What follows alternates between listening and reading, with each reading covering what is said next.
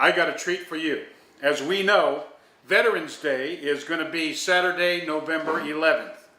Veterans Day is a day that we honor our living vets for what they've done to give us freedom, not to be mixed up with Memorial Day.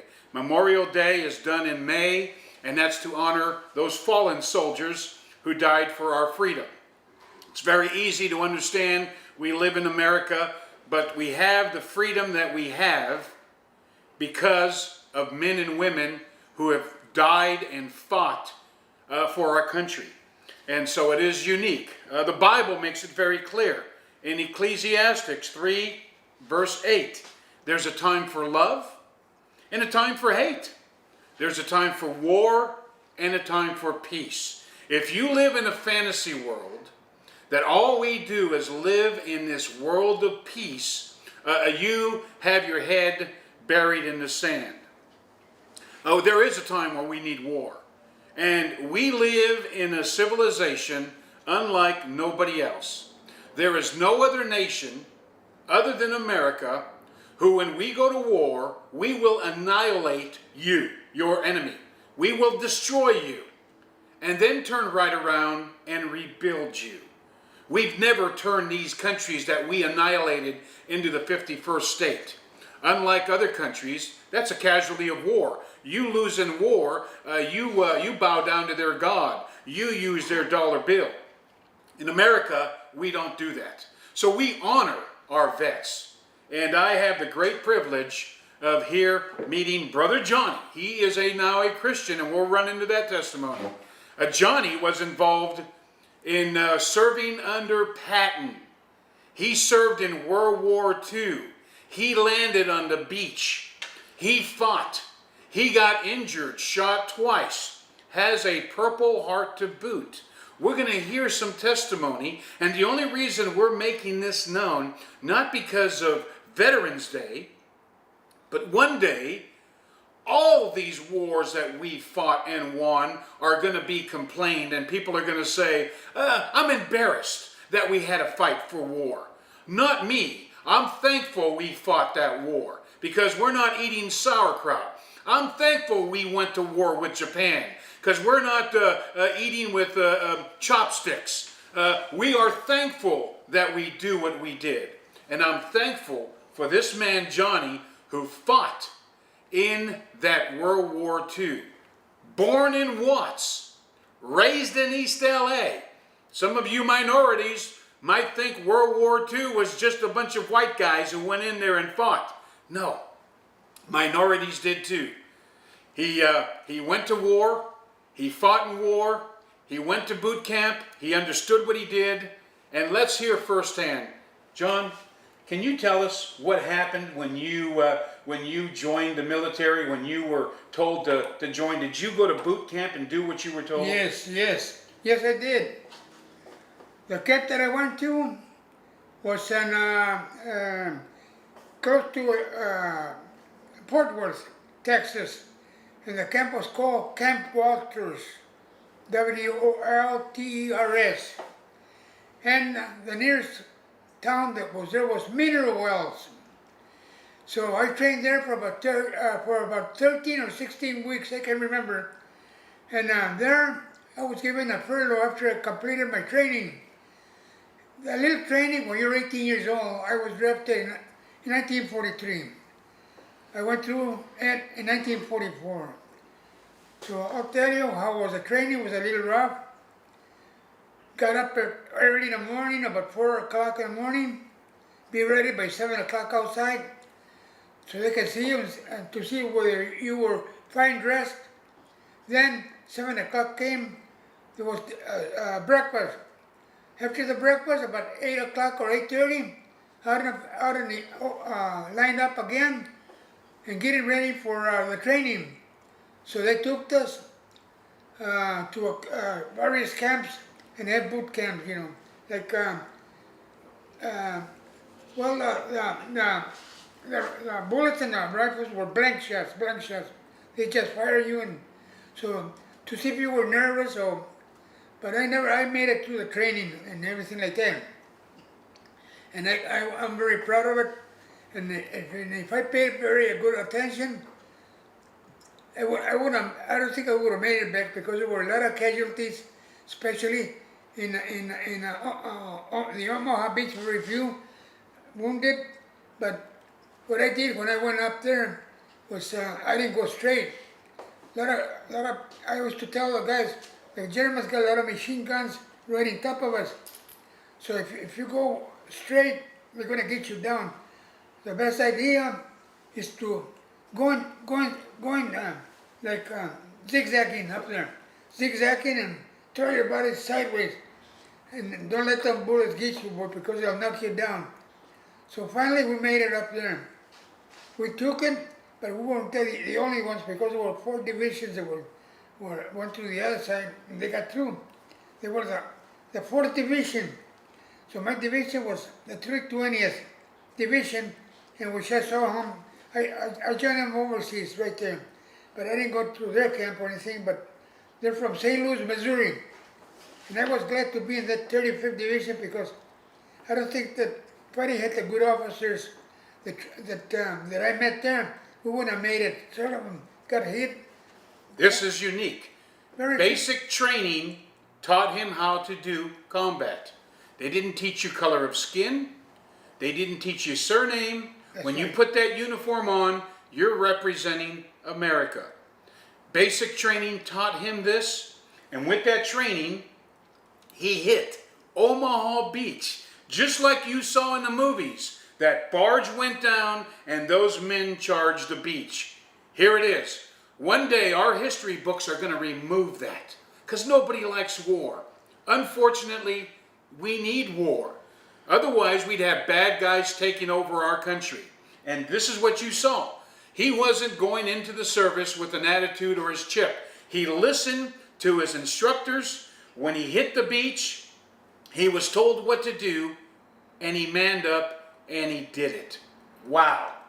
So one more thing, I was they took me off of the rifle range, and if it wasn't for the arms that I was trained on, and every arm that I had, from the 45 pistol to the rifle, and the other guns, heavier guns that I've trained for me was expert. It was after they sent me the scoring course, and I was an expert in the camp.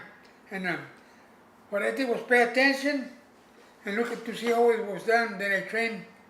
So until I got wounded. And now we're going to get to that. Here's a man who was wounded. But before we do into that, Johnny, let me ask you a question. Yes. I'm sure you've seen a lot of casualties out there. There are many. Did you see, like the movies that they show on Hollywood, where paratroopers were stuck in trees? Did you have to go up there and take these guys out? No, but I would tell them I had to make clear that no snipers would be around protecting up there because they were all tangled up over there. Wow. They were all tangled up, and what we did was try to help them cut them down. Wow. And you would think when bullets are coming your way, you would just fall on the floor. But the training has took effect, and he's raising his head, fighting back to get that man, cut him loose, and bring him to the ground. That's our military. This is the freedom that we have. And so we are so thankful for men like this.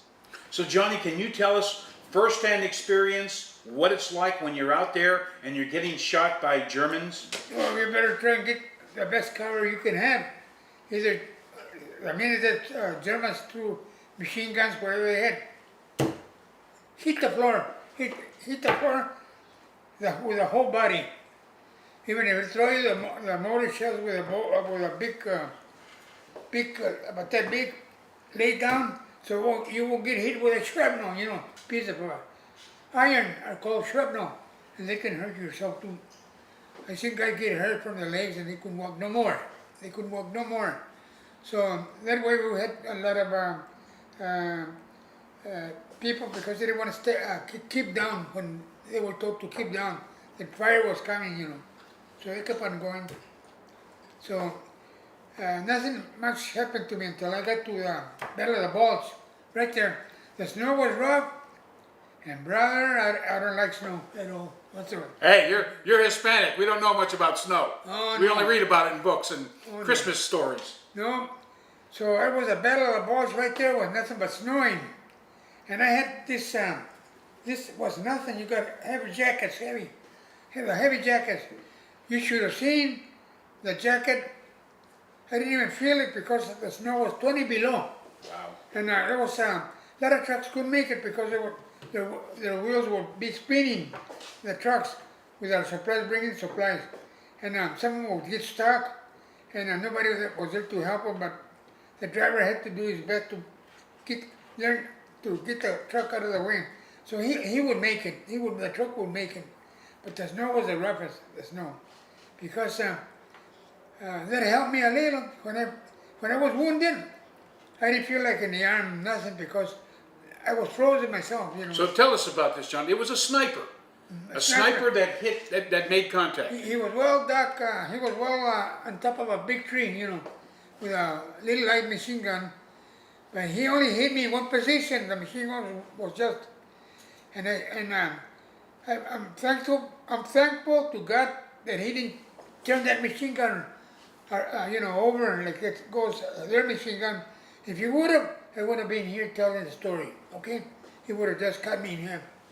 But he was only one position, and when I turned around, that's when he got me. I was getting to do something, to fix my machine gun, to see if I had the barrel, because I was looking for it from the machine gun, and as I gave him my back, the machine gun, his machine gun hit me to the middle of the arm, and it knocked some of my nerves off, sort of, and I didn't feel it because of snow.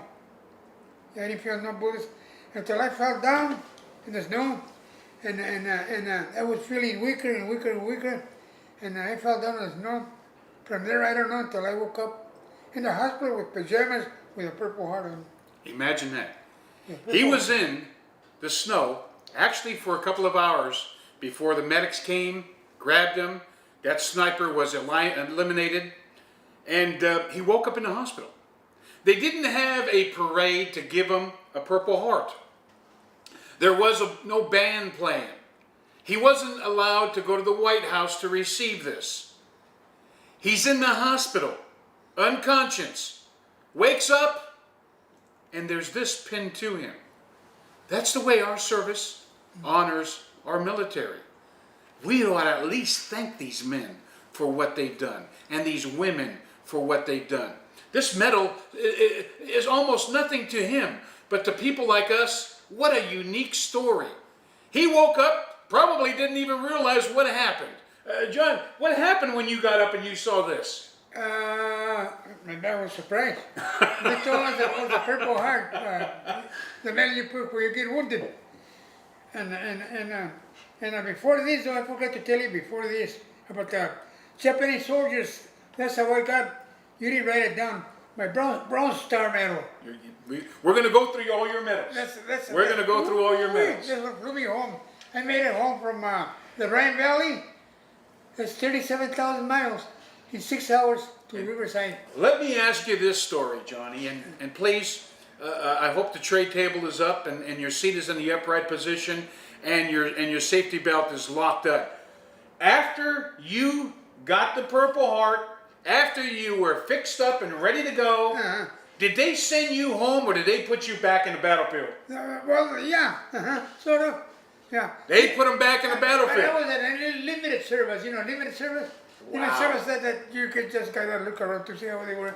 Wow. Yeah. Still went back into whatever Uncle Sam wanted to do. As a matter of fact, his family back home called him Uncle Sam because of what he did. And brother, didn't you have a brother that was a Marine? Yeah, brother, yeah. And where did he He fight? fought Iwo Jima. Iwo Jima. Wow, imagine that. Once again, that history is going to be removed from our books one day. They're not. Not with people like us. Not with people like you and I. We're going to keep this thing after. I'm not ashamed of our history. I'm not ashamed of what this country's about. Like I said, had it not been for men and women like him who have fought for our freedom, we'd be speaking some other language, spending some other money, talking some other who knows what. just so that we won't die. I'd rather keep the battlefield in their country, not in ours. And so this is why we're honoring vets. Here's a man that you listen to, that you've heard about, Patton. And he served under Patton. What's it like? 35th Division. 35th Patton, Division.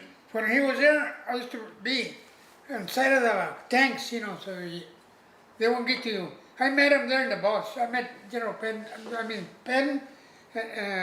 with his tanks. Wow. Yeah. How about Eisenhower? Did you get a chance to meet Eisenhower? I shook hands with him. There you go. Yeah, Dwight Eisenhower, Dwight, The Battle of the Bulge, boys and girls, was not a war. It was a battle. Hence the word Battle of the Bulge. 20,600 of our boys died during that battle. Now, I'm a young Christian. I only been saved since 1980, and it is amazing to me. Every time we're ready to go to war, you always have these prophets show up who are prophesying America's doom. Let me tell you something. I remember hearing this when George Bush went into Kuwait in the Middle East the first time. My brother was there. And they were saying God's going to judge America and he's going to use those countries to judge America. We're still surviving. The people that have died since the time we went into the Gulf War versus today, add them all up, 2017, it's not even close to the casualties of the Battle of the Bulge. The wars that we've been going on in the Middle East are nothing compared to the Battle of the Bulge. So when I hear these prophecies, how the Lord's coming, how it's going to be judgment on America, I don't take them very personal. As a matter of fact, I believe those people ought to be taken outside and stoned for prophesying falsely, because America's still here. Books were written about that. Those books have been removed off the shelves from Christians' bookstores. Imagine 20,600 souls that died in just that battle. The battle lasted from December 16th, 1944, and it was over January 15th, 1945. That wasn't just a nice little piece of real estate that we wanted to put an American flag. That was a hard core area that needed to be taken over. And we lost a lot of men for that place. And look at what we've done. We've turned around and rebuilt Germany. And you wish to speak evil against our military? You need to thank our military. Every time I see somebody in uniform, I actually thank them. Even at the Mormon conference, when we're preaching against the Mormon church, and I see somebody there in uniform, I will at least acknowledge for what they've done. So when you hear this, this is amazing. You've read stories, maybe been influenced by Hollywood. Here's a man that actually was there, shooting, fighting, getting shot twice, and woke up to find a Purple Heart in his shirt. Now Johnny, he fought as far as the Rhine Valley when we did get into that battle zone. And again, bodies are getting zipped up, but the training did something. And so we need to activate that. I'm going to convey on that a little bit with spiritual life at the end of our interview. But brother, what was it like when you met General Patton? Was he a cocky guy? When we think of Patton, we think of George C. Scott. What was your opinion? Well, in my opinion, he was quite a good man, And he's a California too, huh? Yes, sir. Yeah, California, for Palm Springs. Look at, hard to believe California's so liberal. Yeah, kidding. Yeah. You were there, yeah. So when you met him, was he nice? Was he friendly? Very nice. Wow. I hand it to you guys, infantry soldiers. I like the way you move in right away. This is why the Germans went as far as Hikunholas in there, because the nearest town that we got in France was St. Mary Glees. So from there on, we got strained and the Germans were gunned down. That's what Hitler committed suicide. Hikunholas in France. The coward that he is commits suicide. He sends other people to battle and he commits suicide. Now, Johnny, I know the stories of our the men that were taken hostage and how they were beaten and killed and sent to camps. Did we do that to the Germans when we took them hostage, Johnny? No. Did you tell me that when we took a prisoner hostage, they gave you rings like they thought that was going to do it, and you said, we don't want your rings. They wanted to give you stuff because they thought you were going to do to them what they do to us. They want to give us the pistols to keep souvenirs. No? You weren't interested in souvenirs. Did we whip, beat, and burn them? No. Wow, it's amazing. Not in my outfit. No. Amazing. But yet you know what they've done to people like that they caught and they held hostage and they put in camps. And again, you speak evil of our military. You ought to be thankful. You ought to be thankful for these men and women who have died, who have risked their lives for what they've done. So Johnny, when were you told to come home? The 1st of December. 1st of December. They told me my plane was be picking up from the Rhine Valley. That's what I called the plane right there. It's an open field, boy. That's where the Hitler used to march the soldiers. Wow. Yeah. Wow. Yeah. And for those of you that say, we went to a surplus store and bought a shirt and a nice hat, here is his discharge paper, complete with a stamp and date. Unlike our last president, Obama, that didn't show us his birth certificate, we've got here ample evidence that he did fight. It gives what happened to him, what day he was released, what day he went home, just like anybody else. It wasn't a dishonorable, it was an honorable discharge. So at the end of this man's career with what he did, it was just honorable. It was just something you expected. Kind of like Christians today. You want God to have some big parade for you, for all you've done. It's just your duty.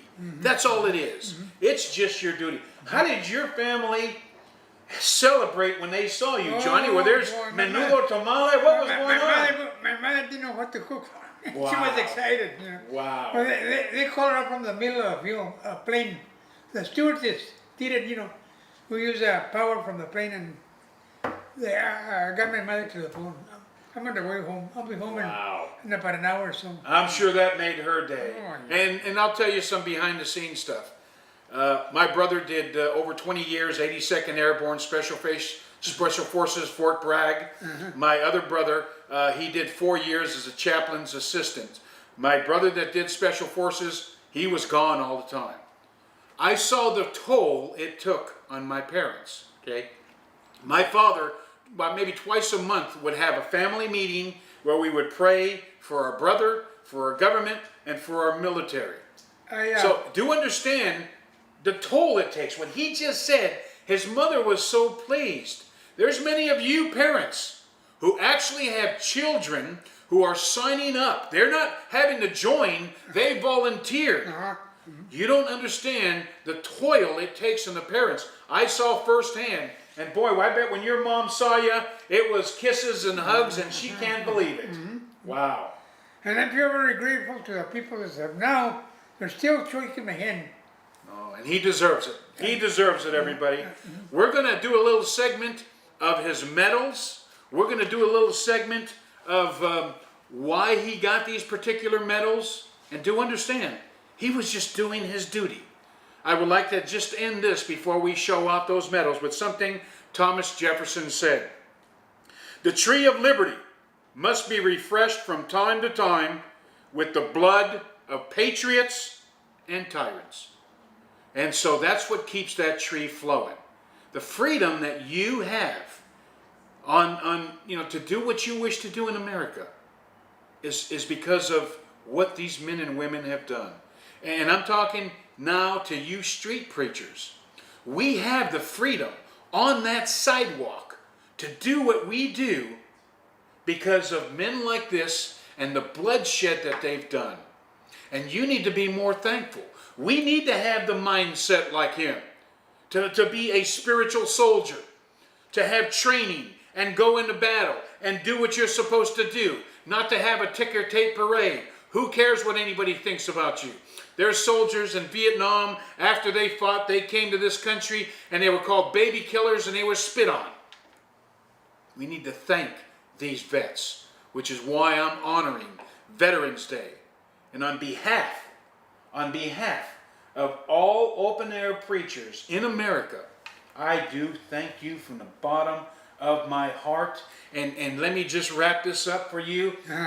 You're welcome. Amen. You're welcome, and thank you very much for the things that I had to say about my friends, which right now that I train with, they must be 100 years old already. You know, I'm very sure. old.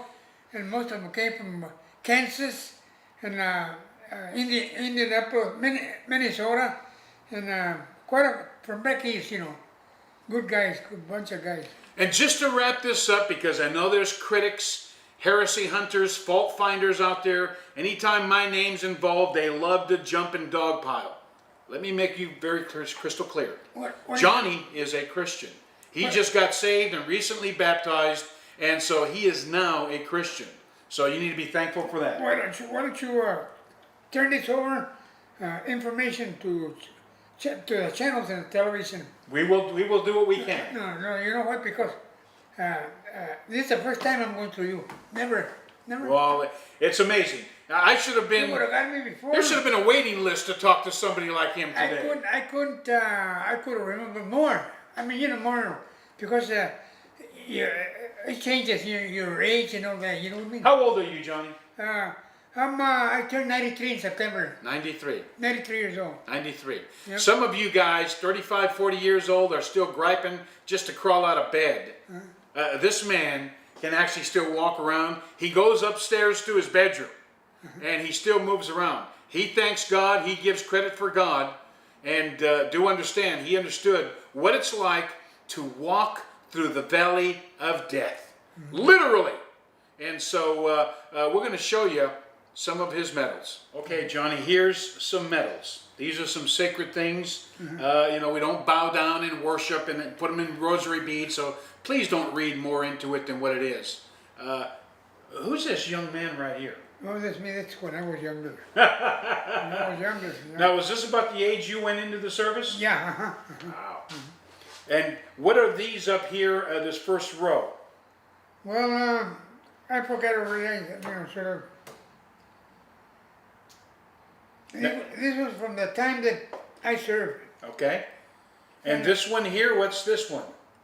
I'll tell you there. I'll tell you. In the back, you got initials in there.